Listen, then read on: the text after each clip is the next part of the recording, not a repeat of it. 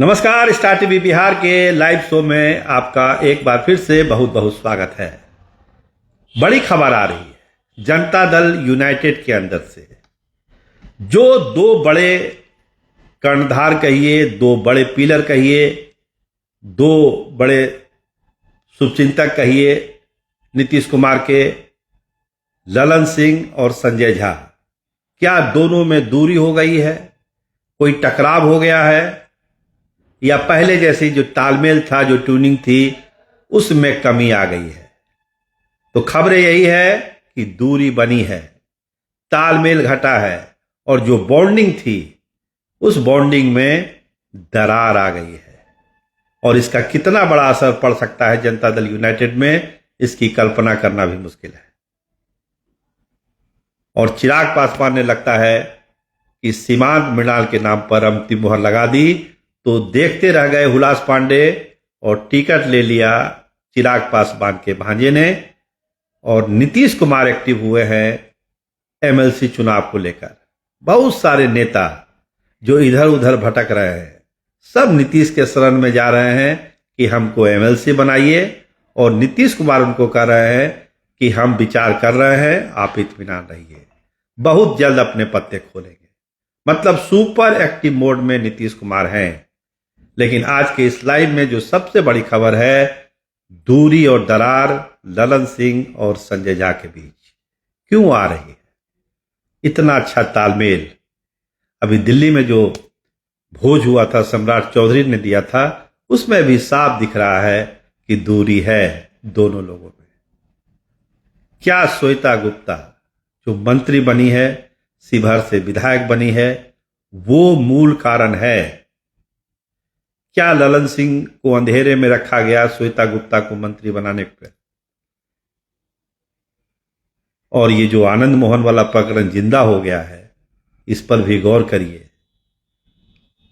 आनंद मोहन ललन सिंह को लेकर उतना एग्रेसिव नहीं है जितना संजय झा को लेकर है। इसका मतलब कहीं ना कहीं श्वेता गुप्ता केंद्र में है, उनका मंत्री पद केंद्र में है, शिवहर की सीट केंद्र में है। तो क्या केवल एक वजह है? वजह ढेर सारी है। ये तो एक उदाहरण हमने आपको बताया। इसके अलावा सरकार के फंक्शनिंग में आपको ध्यान होगा, एक तालमेल बैठाने की कोशिश हो रही है। सम्राट चौधरी गए थे, खुद गए थे संजय झा के घर पर।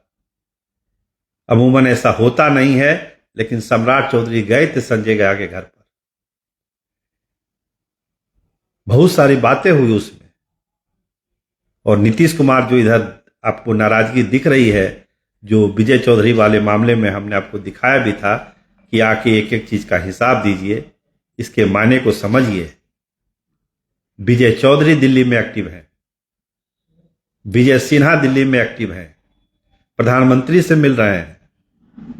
आज जो आए हैं एक मेहमान पड़ोसी देश से, उनको रिसीव करने के लिए विजय सिन्हा गए हैं बोध गया। तो मतलब समझने की जरूरत है कि विजय सिन्हा इतने सुपर एक्टिव मोड में क्यों है। भाजपा संगठन का फेरबदल हुआ, पूरे घर के बदल दिए गए, वो सब पुराने चेहरे बदल दिए गए। क्या भाजपा और भी कुछ बदलने वाली है बिहार में? तो इस तरह की चीजें भाजपा के अंदर है। लेकिन जनता दल यूनाइटेड को लेकर जो एक बात कही जा रही थी कि संजय झा और ललन सिंह की जोड़ी, ये मजबूती से नीतीश कुमार के साथ हैं और दोनों में बेहतर तालमेल है। कई आरोप भी लगते हैं इसको लेकर कि ये लोग बीजेपी के लिए काम करते हैं, भूंजा पार्टी के सदस्य हैं। लेकिन ललन सिंह के बारे में इतना तय है कि पार्टी के लिए, क्योंकि देखिए वो भी जुड़े हुए हैं। आनंद मोहन एक बात कहते हैं कि समता पार्टी और बिहार पीपुल्स पार्टी ने मिलकर इस पार्टी को जन्म दिया है, तो उसमें ललन सिंह की भूमिका कम नहीं है।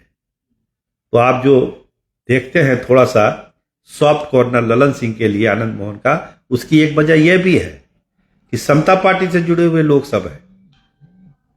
समता पार्टी के को खड़ा होने में और जनता दल के यूनाइटेड बनने में ललन सिंह की भूमिका को आप नजरअंदाज नहीं कर सकते। आगे जो सियासत अभी हो रही हो बात अलग है, समय के अनुसार सियासत बदलती है, लेकिन समता पार्टी से जनता दल यू का ट्रांसफॉर्मेशन जो हुआ उसमें ललन सिंह की अपनी भूमिका है। लेकिन जो मौजूदा अभी चल रहा है घटनाक्रम, खासकर एमएलसी चुनाव के लिए भी लेकर, कल एक बात कही कि 22 लोगों को टिकट दिया गया, बाद में वो पार्टी के मेंबर बने। तो क्या इन 22 की जानकारी ललन सिंह के पास थी? क्या ये जानकारी थी कि श्वेता गुप्ता को मंत्री बनाया जा रहा है? तो कुछ चीजें ऐसी है जो ललन सिंह को भी खटक रही है। बीजेपी और जेडीयू की जो बेहतर तालमेल बनाने की बात है, सम्राट चौधरी को बीच में रखकर दोनों पार्टियों में एक तालमेल बनाने की जो बात हुई थी, वो काम जो है वो ढंग से अब नहीं हो पा रहा है। इसीलिए चुप्पी साध के रखा है ललन सिंह ने। मंझे हुए पॉलिटिशियन हैं, बेवजह कुछ नहीं बोलते हैं, और जब बोलते हैं तो उसके बहुत सियासी मायने रखते हैं। आपको ध्यान होगा कि एक बयान उन्होंने दिया कि नीतीश कुमार ने खुद अपना उत्तराधिकारी चुना है सम्राट चौधरी को। उनके इस बयान का कितना बड़ा अर्थ हुआ? भाजपा ने कुछ लगाया, जनता दल यूनाइटेड ने कुछ लगाया, विपक्षी पार्टियों ने कुछ लगाया, तो एक स्टेटमेंट से पूरे बिहार की सियासत में उथल पुथल मच गई।